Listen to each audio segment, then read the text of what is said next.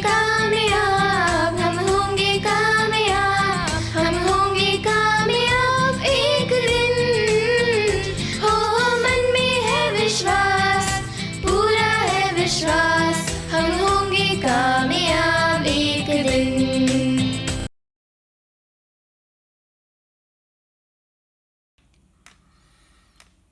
Hello दोस्तों, good morning. आज हम लोग एक टॉपिक पे बात करने वाले हैं, कंडक्टर। देखिए, सबसे पहले हमने आपको पढ़ाया था वोल्टेज क्या होता है। वोल्टेज को हम लोग पोटेंशियल डिफरेंस भी कहते हैं, जैसा कि दिखा रहे हैं कि वोल्टेज को पोटेंशियल डिफरेंस भी बोलते हैं। तो एक्चुअली होता क्या है वोल्टेज? वोल्टेज जो है इलेक्ट्रॉन को एक जगह से दूसरी जगह जाने के लिए प्रेरित करता है। वोल्टेज जो है इलेक्ट्रॉन को एक जगह से दूसरी जगह जाने के लिए प्रेरित करता है। जैसे कि हवा चलती है। अब हवा देखिए कैसे चलती है। एक हाई प्रेशर बनता है और एक लो प्रेशर बनता है। जैसे अगर समुद्र के ऊपर हाई प्रेशर बन रहा है, ठीक है, और ये लैंड के ऊपर लो प्रेशर बन रहा है, तो हवा चलेगी समुद्र से लेके लैंड की तरफ। और जब लैंड के ऊपर हाई प्रेशर बन जाएगा और समुद्र के ऊपर लो प्रेशर, तो हवा उल्टी चलने लगेगी। तो उसी तरीके से वोल्टेज में भी एक होता है पोटेंशियल डिफरेंस, कि हाई वोल्टेज और लो वोल्टेज। तो हाई वोल्टेज से लो वोल्टेज की तरफ करंट फ्लो करता है तब तक जब तक कि पोटेंशियल डिफरेंस दोनों का समान ना हो जाए। तो जो पोटेंशियल डिफरेंस है, अब मान लीजिए एक सोर्स है यहाँ पर हमारा, इससे हमने लोड को कनेक्ट किया है। लेकिन किया कैसे है? किसी कंडक्टर के माध्यम से। ये देखिए, ये जो है ये कंडक्टर ही है। तो आज हम इस कंडक्टर के बारे में बता रहे हैं आपको कि क्या होता है ये। अब सपोज कर लीजिए इस कंडक्टर को हमने उठा के यहाँ पे बना दिया। अब ये जो रेड से दिख रहा है आपको, ये है कंडक्टर का अंदर का पार्ट, जो मेटल का है, कॉपर है या एल्यूमिनियम है, जिसमें से इलेक्ट्रॉन्स फ्लो होते हैं या करंट फ्लो होता है, ठीक। अब इसके ऊपर जो ग्रीन से दिखाया है, ये है इंसुलेटर। क्योंकि मान लीजिए अगर केबल ये वायर होगा एल्यूमिनियम का या कॉपर का, तो इसको कोई भी टच करेगा तो उसको शॉक लगेगा या करंट लगेगा। वैसे ही इससे बचने के लिए हमने इसके ऊपर क्या है, एक इंसुलेटर चढ़ा दिया है, ठीक। तो ये वायर बन गया। जैसा कि हम लोग घर में वायर रहता है, ऊपर से इंसुलेटेड रहता है प्लास्टिक से, रबर से, अंदर वो कॉपर या एल्यूमिनियम का रहता है। तो ये है कंडक्टर। इसकी प्रॉपर्टी एक होती है, टेम्परेचर बढ़ने पे इसका रेजिस्टेंस जो है बढ़ता है। देखिए कंडक्टर क्या है।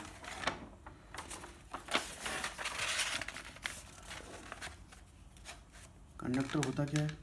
कंडक्टर एक मटेरियल्स है, वो वाले मटेरियल जो कि ट्रांसफ़र करते हैं कोई चीज़ को अपने अंदर से। जैसे कि बताया कि कॉपर का है तो या एल्यूमिनियम का है, वो अपने अंदर से इलेक्ट्रॉन्स को ट्रांसफ़र करेगा या करंट को ट्रांसफ़र करेगा। जैसे कि हीट को भी ट्रांसफ़र करता है, इलेक्ट्रिसिटी को ट्रांसफ़र करता है। तो ये कंडक्टर किस टाइप के हो सकते हैं? कॉपर का, एल्यूमिनियम का, गोल्ड का, सिल्वर का, आयरन का। और एक्चुअली ह्यूमन बॉडी, जो हम लोगों का शरीर है, वो भी कंडक्टर ही है। जैसे ही आप किसी वायर को छुएंगे जिसमें करंट होगा, और आप अगर नंगे पर खड़े हैं ज़मीन पे, तो करंट आपकी बॉडी के थ्रू ज़मीन में अर्थ होगा। और अगर आप चप्पल पहने हैं या किसी प्लास्टिक की कुर्सी पे खड़े हैं, तो वो आपके बॉडी में फ्लो नहीं होगा, क्योंकि बीच में एक इंसुलेशन पाथ आ जाता है। तो हर वो मेटल कंडक्टर होगा जिसकी रेजिस्टिविटी 10⁻³ ओम मीटर से कम होगी। तो कोई भी ऐसा मटेरियल जिसकी रेजिस्टिविटी 10⁻³ ओम मीटर से कम है, वो कंडक्टर कहलाएगा। अब देखिए, जो कंडक्टर होते हैं वो किसी मेटल के बने हैं, जैसे कॉपर का है या एल्यूमिनियम का है या किसी भी चीज़ का है। तो जैसे मान लीजिए अगर एल्यूमिनियम का है, तो एल्यूमिनियम का जो मास रहता है कितना, 13 एटॉमिक नंबर।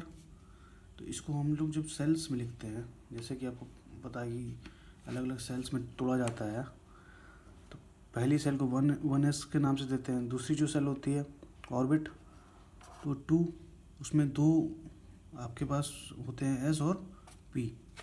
ऐसी 3 जो थर्ड आपकी ऑर्बिट होता है, उसमें s होता है, p होता है और d भी आ जाता है एक साथ।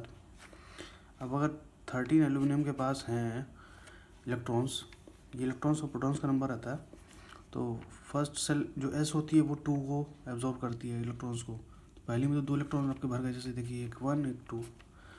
ऐसी जो दूसरी सेल होगी उसमें जो ऑर्बिट है एस और पी 2 को लेकर के बनाया गया, तो एस में 2 आएंगी और पी में 6, तो 2 6 8। ये सेकंड वाली रो है, इसमें आपके 8 इलेक्ट्रॉन्स फ्लो करेंगे, रोटेट करेंगे इस न्यूक्लियस के चारों तरफ। ऐसे 3 है, थर्ड जो आपका ऑर्बिट है ये वाला, इसमें एस पी और डी भी आ जाएगा, कोश है आपका थर्ड कोश। तो 2 और 6 8, इसमें डी में आते हैं 10। अगर जितने भी इलेक्ट्रॉन होंगे तो ये फुल होने तक यहाँ भरेगा, लेकिन आपके पास 13 ही इलेक्ट्रॉन थे तो 2 यहाँ पे आ गए, 2 और 6 8 यहाँ पे आ गए, 8 2 10 बचे 3, तो 2 इसमें और 1 इसमें। तो आपका थर्ड एस का 2 तो भरा और पी का 1 ही इलेक्ट्रॉन आया, यानी कि 6 इसमें आ सकते थे तो 5 खाली है। तो यहाँ पे थर्ड जो ऑर्बिट है ये खाली रह गया, अनबैलेंस है, इसमें इलेक्ट्रॉन जो है पूरे फिल नहीं हुए हैं, केवल 3 इलेक्ट्रॉन आए हैं, तो आपका थर्ड ऑर्बिट है खाली। तो ये जो थर्ड आपका ऑर्बिट है ये बन गया आपका बैलेंस बैंड, क्योंकि उसमें इलेक्ट्रॉन आपके अभी बैलेंस में बचे हैं, और जो बैलेंस में फुल नहीं हुआ है तो ये कुछ एनर्जी पा करके ही कुछ हल्का सा इनको पोटेंशियल मिलेगा, तो ये मूव कर जाएंगे किसी दूसरे कंडक्शन बैंड में। ठीक है, मान लीजिए एक अलग से कंडक्शन बैंड बना दे रहे हैं, तो ये इसमें मूव कर सकते हैं एनर्जी मिलने पे। अब जैसे मान लीजिए कोई ये जो वायर था हमारा, तो उसमें एक एटम तो रहता नहीं है, बहुत सारे एटम जो मिलकर बनता है, तो ये तो हमने एक एटम आपको दिखाया, ऐसे ही बहुत सारे एटम रहेंगे, तो सबका बैलेंस बैंड में इतने इलेक्ट्रॉन्स फ्री रहेंगे।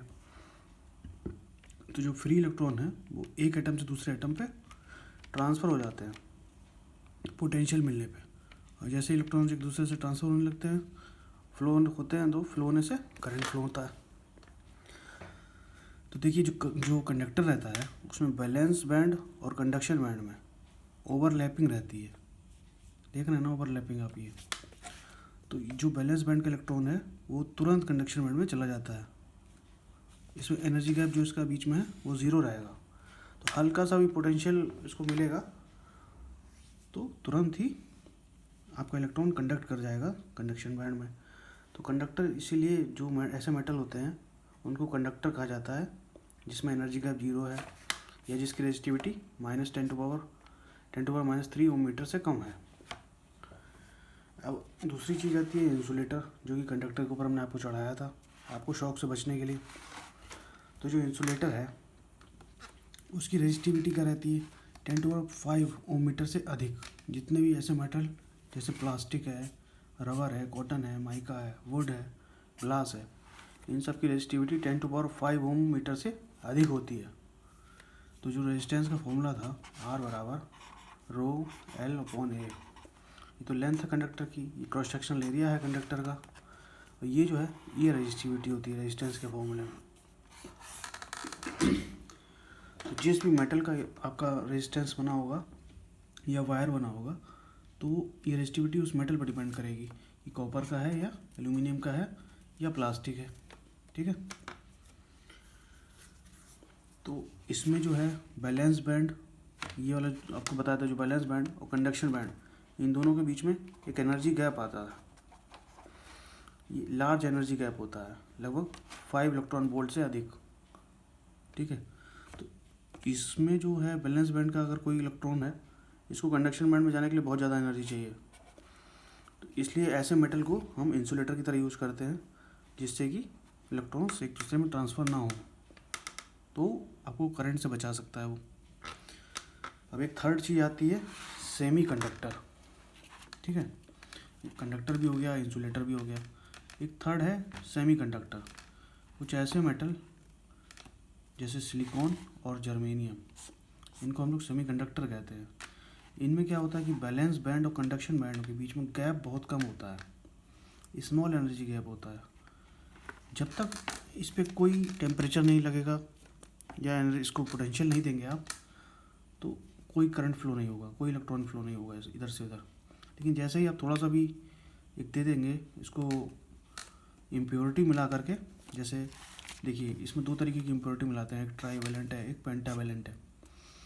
क्योंकि ये जो है सिलिकॉन और जर्मेनियम, ये फोर्थ, ये 4 इसके आइटम होते हैं।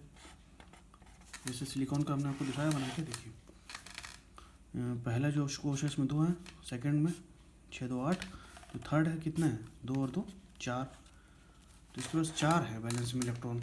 अब इसमें एक इम्प्योरिटी मिला देंगे, या तो ट्राईवैलेंट की या पेंटावैलेंट की, तो ये क्या है कंडक्टर बन जाएगा। ठीक है, इम्प्योरिटी मिलाने पे, तो इसको बोलते हैं हम लोग सेमीकंडक्टर। ट्राईवैलेंट में आता है बोरान, एल्यूमिनियम, ऐसे पेंटा में फास्फोरस और आर्सेनिक। इसकी प्रॉपर्टी क्या कंडक्टर से डिफरेंट होती है।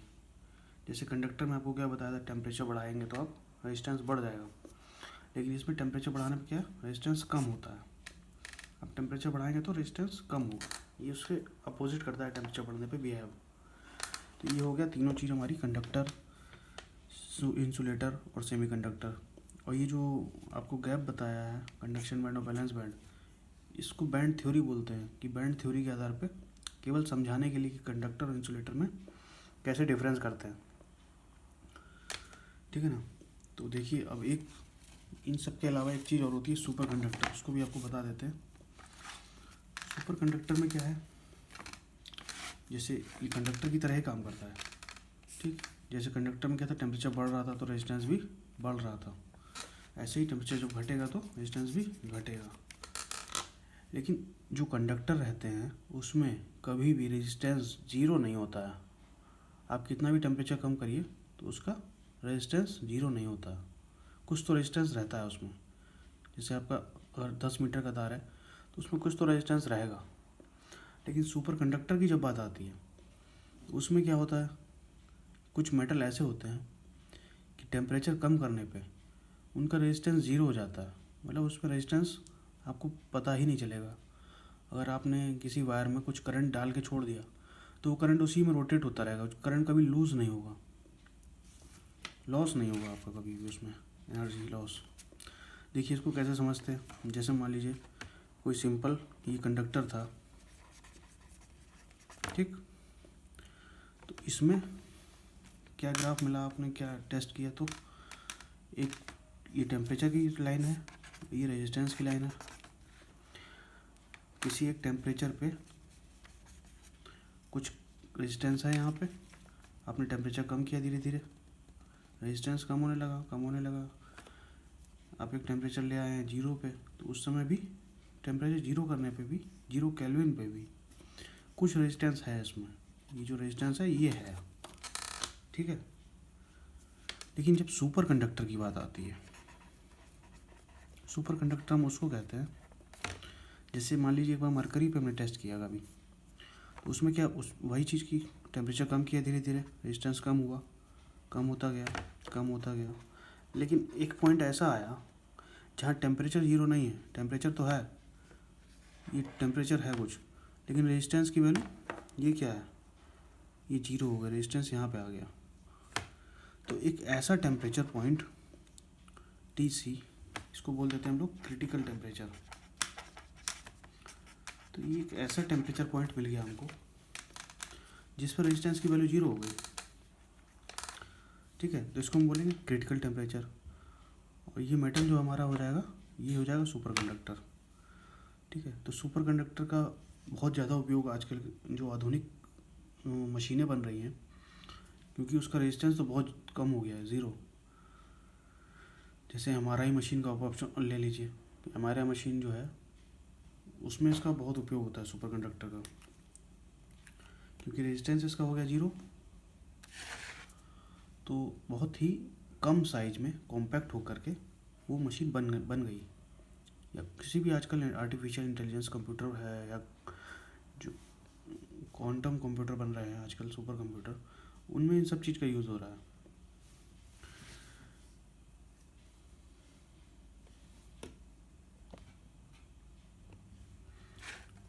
ठीक है, फिर अगले लेक्चर में कुछ नया लेकर आते हैं आपके लिए, इलेक्ट्रिकल से रिलेटेड।